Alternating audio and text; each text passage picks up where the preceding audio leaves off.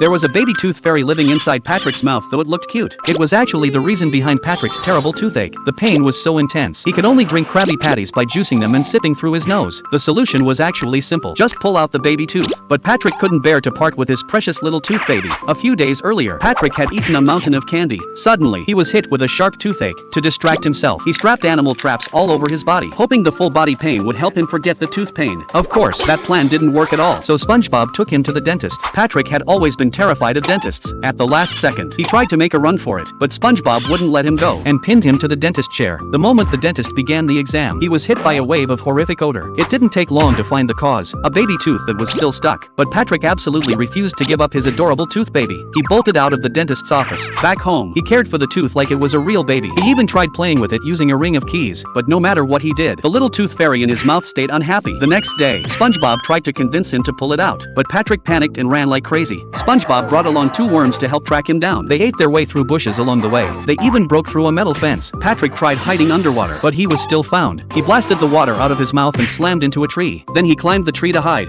SpongeBob climbed up after him, totally exhausted. He brought out his own baby tooth scrapbook, a collection of stories about him and each of his lost baby teeth. Finally, after hearing SpongeBob's heartfelt words, Patrick made up his mind. He pulled out the baby tooth and let the little tooth fairy take it to Tooth Island.